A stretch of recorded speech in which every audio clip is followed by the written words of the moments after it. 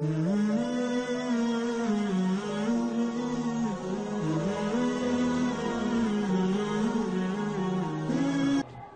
اللہ الرحمن الرحیم۔ محترم ناظرین، حرم طیبہ چینل ایک اسلامک سوشل میڈیا چینل ہے۔ آپ سے گزارش ہے کہ برائے مہربانی اس چینل کی حوصلہ افزائی کے لیے سبسکرائب کے بٹن پر کلک کر دیں، اور اس کے ساتھ ہی اگر آپ بیل آئیکن پر کلک کر دیں گے تو اس سے ہماری ویڈیوز کے تمام نوٹیفیکیشن آپ کو ملتے رہیں گے۔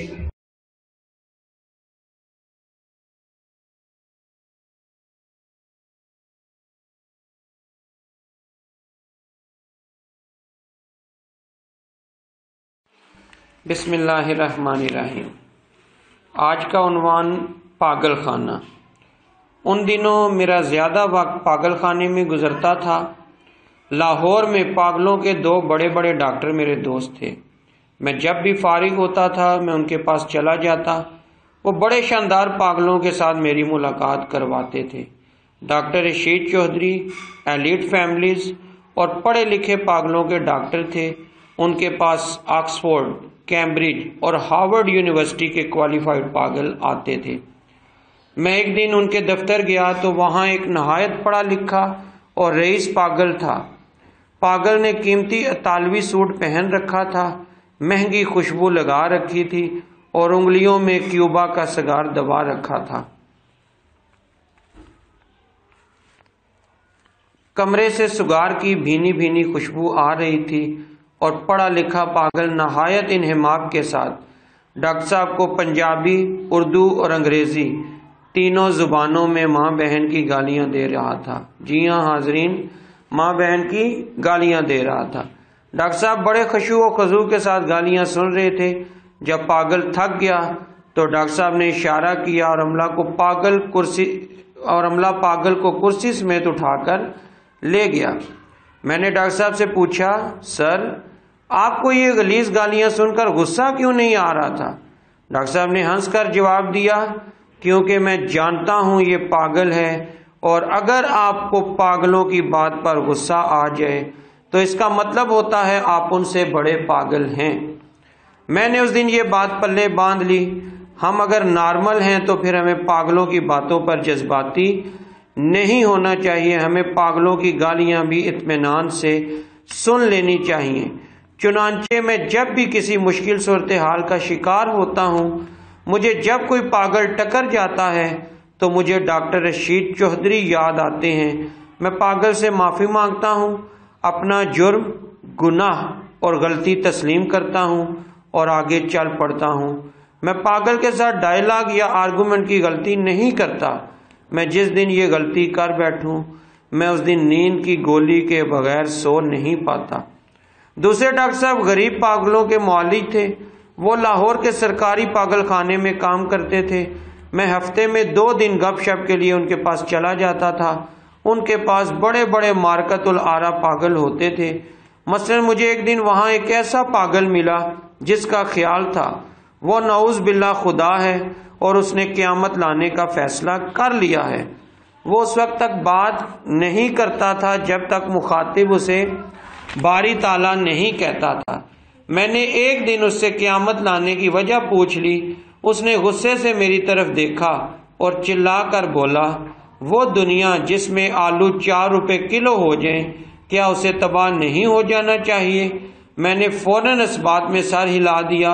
وہ خوش ہو گیا اور بولا، مجھے 10 برسوں میں صرف تم ایک عقل مند آدمی ملے ہو، ورنہ اس ملک میں ہر شخص پاگل، ہر شخص نالائق ہے۔ اس کا فرمان تھا، تم مجھے ملتے رہا کرو، میں تمہیں بہت جلد اپنا ڈپٹی لگا دوں گا۔ میں نے سینے پر ہاتھ رکھ کر وعدہ کر لیا، لیکن اس کا کہنا تھا میں جب بھی آؤں میں اس کے لیے K2 فلٹر کی 2 ڈبیاں لے کر آؤں۔ میں نے یہ وعدہ بھی کر لیا اور میں اس وقت تک اسے سگریٹ فراہم کرتا رہا جب تک آلو سستے نہیں ہوئے اور اس نے قیامت برپا کرنے کا فیصلہ واپس نہیں لیا۔ محترم حاضرین، مجھے اس پاگل خانے میں ذوالفقار علی بھٹو اور جنرل ضیاء الحق دونوں سے ملاقات کا شرف بھی نصیب ہوا۔ یہ دونوں ایک ہی بیرک میں رہتے تھے اور ایک ہی ٹرے میں کھانا کھاتے تھے اور ایک دوسرے کو پھانسی لگانے کا اعلان کرتے تھے۔ بھٹو چلا کر کہتا تھا، ضیاء دیکھ لینا میں تمہاری مونچھوں کے ساتھ اپنے بوٹ لٹکاؤں گا، اور جنرل ضیاء کہا لگا کر جواب دیتا تھا، بھٹو صاحب میں نے اپنی مونچھیں ہی چھوٹی کرا لی ہیں، آپ بوٹ کیسے لٹکاؤ گے؟ اور بھٹو چیخ چیخ کر کہتا تھا، اوئے بزدل، اوئے ڈرپوک، اگر مرد کے بچے ہو تو اپنی مونچھیں بڑی کر کے دکھاؤ۔ اور اس کے بعد وہاں ایک عجیب منظر ہوتا تھا۔ بھٹو اپنے کارکنوں کو للکار کر کہتا تھا، آگے بڑھو اور اس غاصب کی وردی پھاڑ دو، اور جنرل ضیاء عزیز ہم وطنوں سے مخاطب ہو جاتا تھا۔ وہ اپنے رفقائے کار کو قوم کی رہنمائی کا حکم بھی صادر کرنے لگتا تھا۔ میری وہاں بنی اسرائیل کے ایک ایسے عالم کے ساتھ ملاقات بھی ہوئی جو حضرت موسیٰ کے ساتھ مصر سے فلسطین تشریف لایا تھا۔ وہ بحر احمر کی تقسیم کا آنکھوں دیکھا واقعہ بھی بیان کرتا تھا اور یہ بھی کہتا تھا، میں خود حضرت موسیٰ کو کوہ طور تک چھوڑ کر آتا تھا۔ وہ دعویٰ کرتا تھا تابوت سکینہ اس کے پاس تھا، لیکن پھر لاہور کے چند بدبخت کشمیریوں نے تابوت چوری کر لیا۔ وہ کہتا تھا، آپ میرے ساتھ شاہ عالمی چلو، میں تمہیں بتاتا ہوں ان لوگوں نے تابوت سکینہ کہاں چھپا رکھا ہے۔ وہ یہ ساری کہانی بڑے یقین اور تفصیل کے ساتھ بیان کرتا تھا۔ وہ اس دوران ہیبرو زبان کے بے شمار فقرے بھی بولتا تھا۔ ہمیں بعض اوقات اس کی باتوں پر یقین آنے لگتا تھا، بس وہ ایک چیز سے پکڑا جاتا تھا۔ وہ ہمیشہ کہتا تھا، میں حضرت موسیٰ علیہ السلام کو نعوذ باللہ سائیکل پر بٹھا کر کوہ طور پہنچاتا تھا۔ اگر اس دوران بدقسمتی سے کسی کے منہ سے یہ نکل جاتا، جناب سائیکل تو اس وقت تھی ہی نہیں، اور بس اس کے بعد وہ سائیکل کی ایسی زبردست تاریخ بیان کرتا تھا کہ اللہ دے اور بندہ لے۔ اس کا دعویٰ تھا سائیکل ایجاد نہیں ہوئی تھی، یہ اللہ تعالیٰ نے نازل کی تھی۔ وہ سائیکل کے نزول کا ایسا روح پرور واقعہ بیان کرتا تھا کہ توبہ توبہ۔ ناظرین کرام، میری وہاں بے شمار شاندار علماء کرام سے ملاقات بھی ہوئی۔ میں وہاں امام غزالی سے بھی ملا، میں وہاں ابن رشد سے بھی ملا، اور ابو علی سینا تو وہاں وافر تعداد میں موجود تھے۔ میں وہاں ایک ایسے حاذق طبیب سے بھی ملا جس کا دعویٰ تھا وہ چیونٹیوں کے ذریعے گردے کی پتھری نکال سکتا ہے۔ میں نے پوچھا وہ کیسے؟ بولا، گردے کی پتھری میٹھی ہوتی ہے، آپ مریض کو آدھی چھٹانگ زندہ چیونٹیاں کھلا دیں، یہ چیونٹیاں گردے میں پہنچ کر پتھری توڑ دیں گی۔ اس کا دعویٰ تھا یہ علاج کیونکہ مفت ہے، چنانچہ یہودی فارماسیوٹیکل کمپنیوں نے حکومت کے ساتھ مل کر اسے پاگل خانے میں بند کرا دیا ہے۔ یہ جس دن باہر آ گیا یہ پوری میڈیکل سائنس بدل کر رکھ دے گا۔ مجھے وہاں بے شمار سیاستدان بھی ملے، وہ سب قوم کی نبض کو سمجھتے تھے اور ان کے پاس ہر ملکی مسئلے کا حل بھی تھا۔ مثلا ایک لیڈر کا دعویٰ تھا وہ 1 مہینے میں بے روزگاری کا مسئلہ جڑ سے ختم کر دے گا۔ میں نے پوچھا کیسے؟ وہ بولا، حکومت 18 سال سے اوپر ملک کی ساری آبادی بھرتی کر لے، بے روزگاری ختم ہو جائے گی۔